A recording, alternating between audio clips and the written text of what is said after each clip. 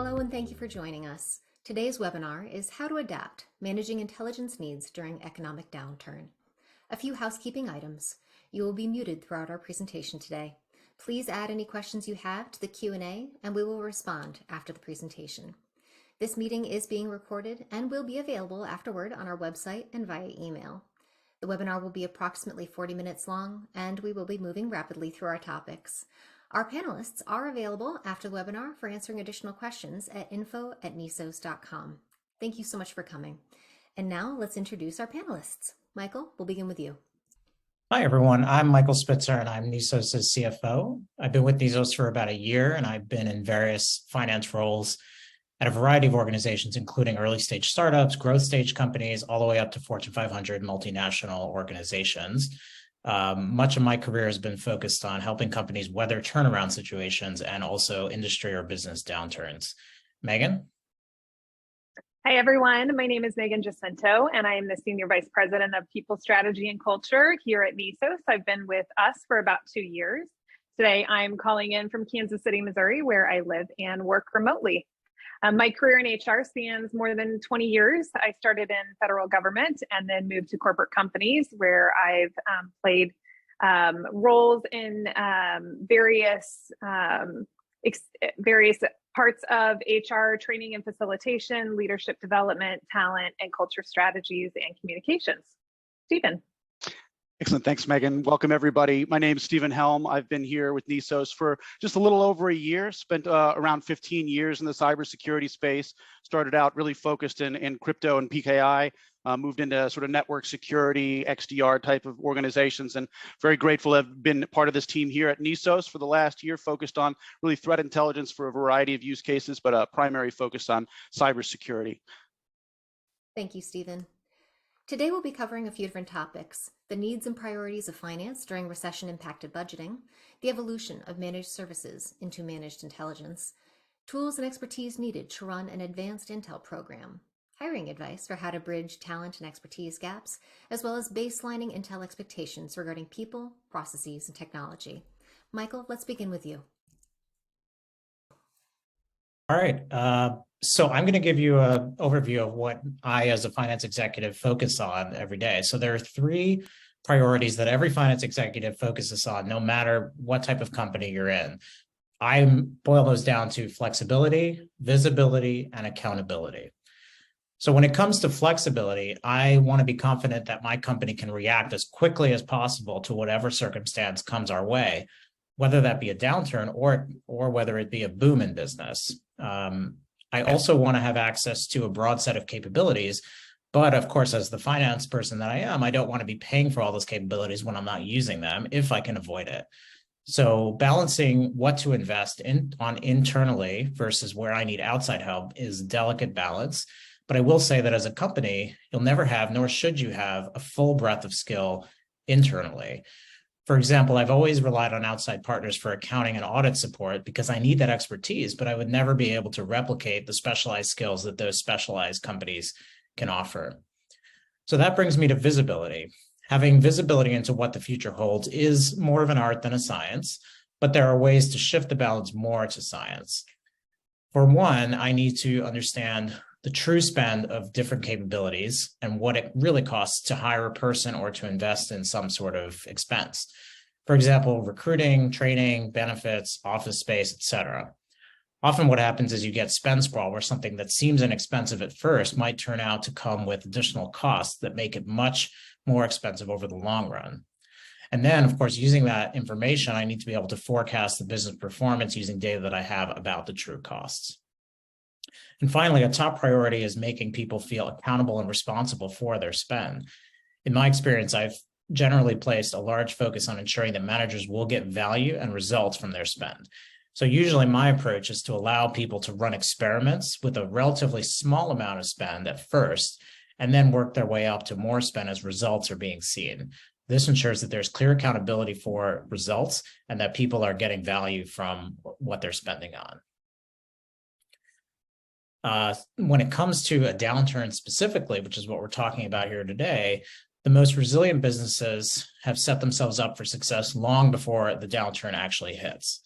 So that allows them to take pragmatic and strategic actions quickly if and when a downturn does hit, which it will hit, whether it be a long-term recession or just an industry downturn. It's inevitable that some challenges will happen. So this could include maintaining the status quo, making strategic investments when things are looking opportunistic, or cutting costs in a way that still allows the business to fulfill its mission.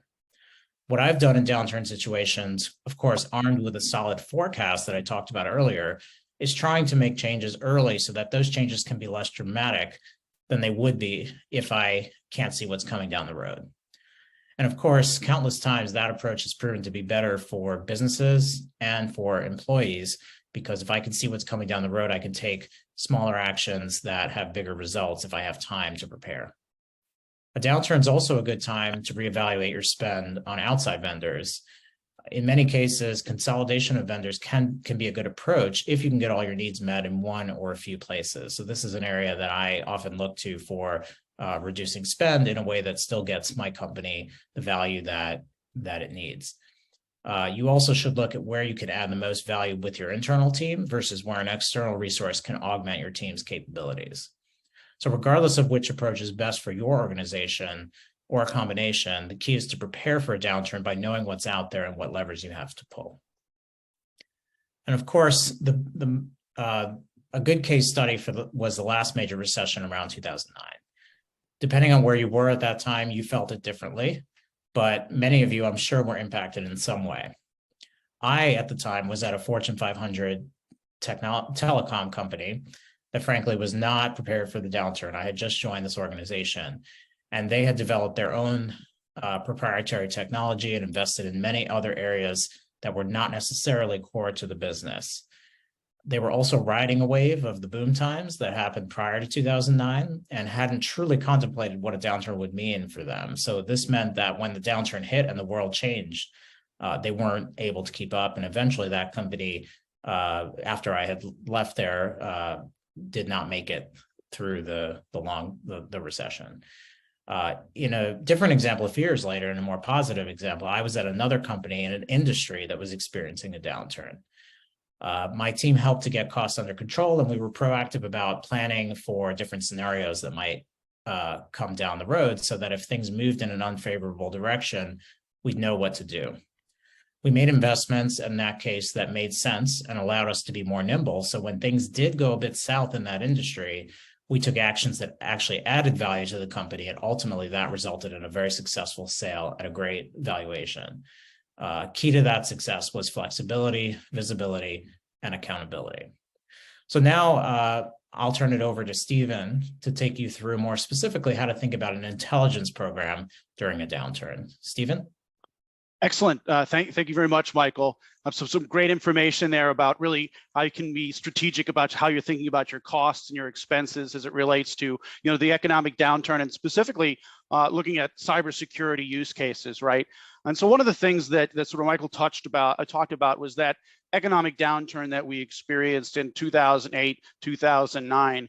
And one of the things that you see is that the organizations that really executed strong discipline, right, had that visibility, that flexibility that Michael was talking about, and were able to really strategically understand what the concern was and what the risk was to their organization and the continuity of their business long term, they were able to make adjustments that not only ensured their continuity, but actually helped them accelerate their growth out of that sort of period of economic downturn, right? And if you look back at that period, right, really the 2010s, this was a very dynamic period for a lot of businesses, right? It was a time of technology-driven change. We talked a lot about tech transformation and empowering that. Right, and so just to put some numbers behind that, in 2010, the average person spent around 40 minutes a day on social media. Today, it's over 2 hours and 20 minutes, right? So we're much more connected today, both our employees and us in our personal lives. In 2015, so about halfway through the decade, right, 30% of our corporate data was stored in the cloud, and that doubled in just 7 years, right? Last year, 60% of a corporation's data would be stored in the cloud. And then sort of the final data point here, in 2010, the average household had 4 connected devices, and today we have 16, right? And I just really wanted to drive home the fact that, right, the last decade has seen a dramatic integration in technology into our everyday lives, and certainly as in our business lives, right? And that's also come, unfortunately, with the rise of cybercrime, right? If you think back to the 2010 time period, right, as I mentioned, I was in cybersecurity at the time. The big breach that happened, and the thing that captured a lot of headlines, was Stuxnet, right? And I always say that that was a breach that really drove a lot of the cybersecurity concerns and the cybersecurity discussion into the minds of people on the board and the executive team to a degree that we hadn't seen before, right? And so in that period of the 2010s, we also saw the rise of ransomware attacks, right? The rise of phishing, business email compromise, doxing became part of our lexicon. Malware is something that's an ever-present threat. So all of this increased technology and our increased connectivity has come with the difficulties of cyber threats and the increased risk to the continuity of our business that they present. And so it's no surprise that at this time period, we saw a major growth in managed services, and specifically managed services security providers who really grew to respond to this emergence of threats, and really to the need of their client base, who were trying to accelerate and continue to grow their use of technology for cost savings and efficiency, all of the value and benefit that it brings here. And so there was a lot of trepidation in that early period from the 2010s into the 2020, right? Where they were people were concerned about offloading specific security functions to a third party.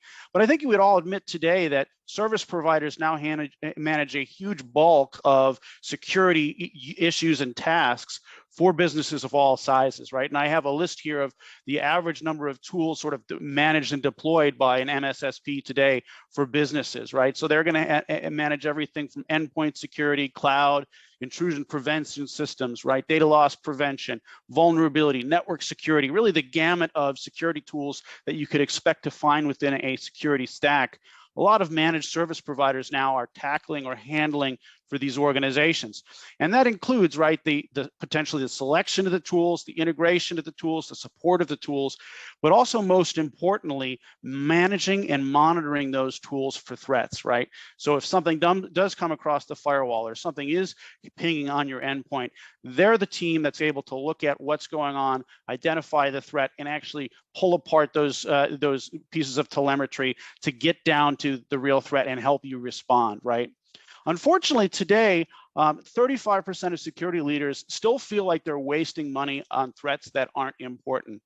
And really, one of the big issues that's driving this is all of these security tools I've talked about really are generating data points, telemetry, causing alerts around disconnected security indicators, right? And this really means that the function for either your internal team or your service provider is to spend a lot of time triaging these threats, making sense of alerts, and trying just to separate from what is a real threat from those that are not. And that's a huge lift for organizations, and something that's become increasingly challenging as we become more connected and reliant on technology. And as an output of that, 40% of intelligence and security teams feel that their teams are reaching a point of burnout as a result of failures in threat intelligence and this sort of manual process they have to go through to keep their businesses or their clients safe. And so one of the things that we've seen sort of emerge in the last 3 and 4 years in the cybersecurity arena is the attempt to enrich our internal telemetry, our internal signs of compromise, and the things that we're getting from our perimeter defenses and endpoint defenses with outside intelligence to help us make more strategic, accurate decisions on how we should respond to threats, how we should prioritize threats. And really what we've seen emerge is the use of open source intelligence to enrich what's going on within the perimeter and give us more focus and guidance there. So if you're not familiar with open source intelligence, this is really the idea of bringing things from the dark web, from the deep web as an example, looking in some of those marketplaces there to find exposed credentials, find chatter, people discussing your organization, potentially ramping up to take a cyber attack against you or somebody else in your industry or the industry at large. Other sources could be, more publicly available resources, social media posts, census data, published research, news articles, really any type of external exposure that could happen for your organization as well, and trying to make that into something that's consumable and can be then correlated to your internal telemetry to make it more effective and make you more effective in how you're responding to emergent security threats. Now, the challenge here is, organizations trying to do this themselves have all the traditional challenges that they would have with any type of technology or new initiative that they need to take on, right? There's not enough people available in the marketplace to fill a lot of these specific roles you'd need. You're talking about having intelligence analysts with a specific skill set able to identify threats in these different places in open source arenas. If you're struggling to find cybersecurity talent today, right there, that's going to be a very similar challenge for this intelligence-like type of skill set as well. 33% of these organizations are dealing with turnover as well. So, once you hire those people, keeping them on staff, helping them manage that burnout process I talked about earlier is a significant challenge, and something that Megan will talk about some strategies on how to navigate that here in a couple of slides. Processes, right? A lot of these teams are going to have to deal with very raw intelligence data, right? They're not getting, clear, actionable information. They're having to make sense of these data points, which can be a very time-consuming and encumbering process. 82% of these alerts that they're receiving from all the security tools I just mentioned on the previous few slides are not actionable, meaning that they're going to take additional time for you to make sense of before you take an action, right? After all, you can't simply just respond to an alert, let's say from your firewall, to block a port or take some action without understanding what the business impact of that decision could be, right? So you have to take the time to understand the threat. And then technology, right? Organizations obviously manage a tremendous amount of tools or rely on service providers to manage those tools. We see on average 76 tools for an enterprise security team. And this has really become an increasingly encumbering challenge for organizations as they continue to grow and take on more technology within the business. With that, I'll pass it on to Megan to talk about some strategies for how to bridge talent gaps and expertise gaps. Yeah, thank you, Stephen. So as Stephen mentioned, an economic downturn breeds uncertainty for businesses, but you have the opportunity to do things differently by rethinking some of your workforce strategies. So we're going to talk about that. As you all know, recruitment is expensive and can have a significant impact on your business during an economic downturn. According to new benchmarking data from the Society of Human Resources Management, the average cost per hire is $4,700, but many employers actually estimate that the true cost of hiring can be 3 to 4 times the position salary. That means if you're hiring for a job that pays $75,000, you may spend upwards of $225,000 or more to fill that role. And 30 to 40% are hard costs. That means the other soft costs are things like the time you and your business spend in supporting the HR-specific responsibilities of the hiring and onboarding process. There's also the consideration around losing team members as well. Stephen talked about that. So think about the loss of productivity and information when someone on your team resigns. You know that it affects the flow of information, cross-departmental communication and collaboration, and ultimately the ability to get the job done in a timely manner. To succeed, you have to focus on bridging the gap between talent resources and expertise. So here are 7 focus areas to help you align your business during an economic downturn. 1 is stay interviews. Retaining employees is directly tied to reducing recruitment, onboarding, and training costs. So try stay interviews. These are one-to-one discussions with employees to learn about an employee's concerns that may factor into their decision to leave your company. You may learn about fixable concerns, remote work needs, competitive employment offers. If you take the time to learn about what's most important to your employees, you will reveal areas where you may be able to provide support to reduce that turnover. Number two is the acquisition efficiency. So there's a real cost to losing a candidate to competition by not moving quick enough through your recruiting process. If you're unable to act quickly, you run the risk of losing before you even begin. So look at ways you can empower your recruiting team and hiring managers to make smart, fast decisions. Number three is employee experience. Most employees want opportunities for professional development and career growth. If you're not providing them, they will look elsewhere. They want to continue they want to contribute their strongest skills and develop other skills. So managers need to spend time learning their employees' talents and creating opportunities for them to use them. It will help employees connect with the mission of the organization. Employees are also more focused on wanting to do work that matters, where their values and the values of the company align. So give employees the opportunity to have purpose in their work, to make a difference, and to feel impact. 4 is reskilling and upskilling. So reskilling is training for a new job by learning different skills. Upskilling is expanding your capabilities by learning additional skills. If you've needed to hire digital skills talent in recent years, you've likely found a shortage of qualified candidates. Available talent just does not meet employer demand. So when you focus on reskilling and upskilling your workforce, you extend job opportunities while addressing skills or technical shortages. And investing in your existing employees by giving them a chance to learn new skills increases loyalty and job satisfaction, which ultimately enhances your company's retention and recruitment efforts. Number 5 is workplace environment. Employees want workplace flexibility that they grew accustomed to during the pandemic. They're also no longer tolerant of toxic workplace cultures as seen in the recent increase in quiet quitting. Quiet quitting is doing the minimum requirement of one's job. So managers and your HR teams have to shift their focus to empathy. Employees expect to be supported, to have growth opportunities, and to be granted flexibility. Employers need to create an environment where leaders are focused on promoting employee engagement, providing role and goal clarity, creating that sense of team, and giving employees responsibility, and providing rewards and recognition for their team members. Number 6 is feedback and appreciation.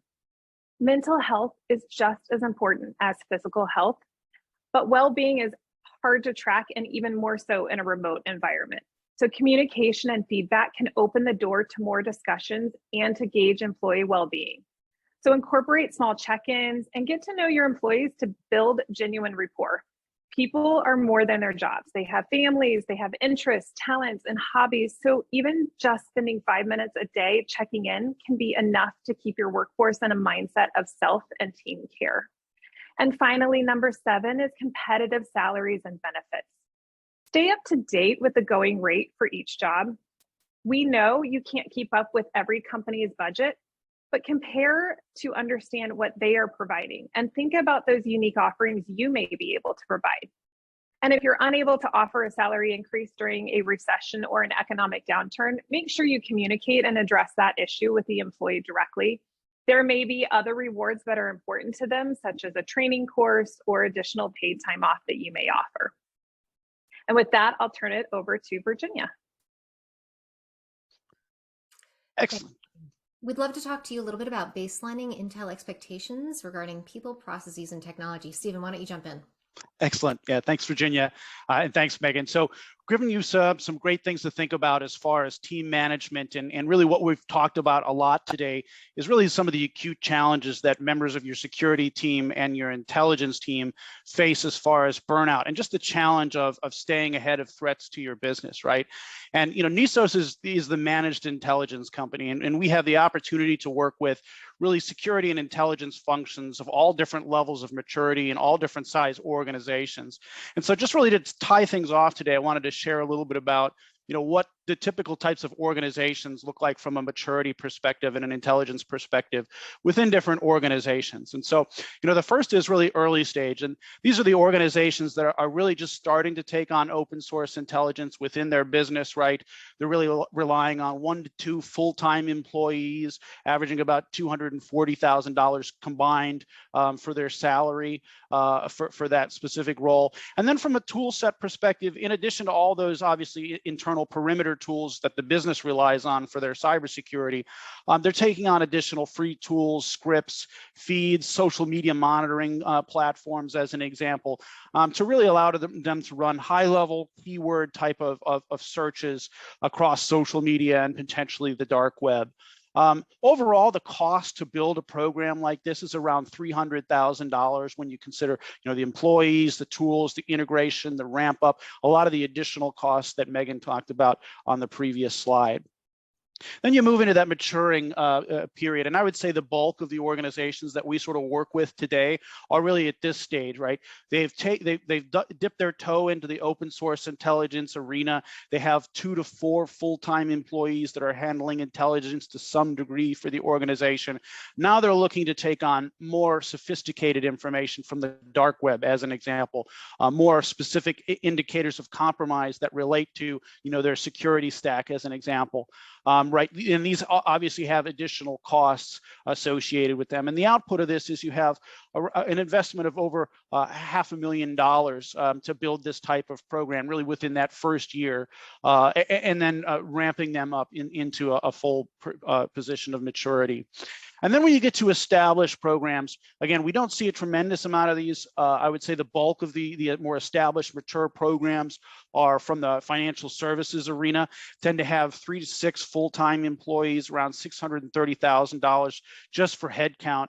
Right, and they have a much more extensive and sophisticated tool set. In addition to everything else I've already listed for the early stage and maturing, they're going to have additional tools like Team Cumry, passive DNS, expensive multi-$100,000 tool sets. Again, have the integration cost, the ramp up time to get those things established.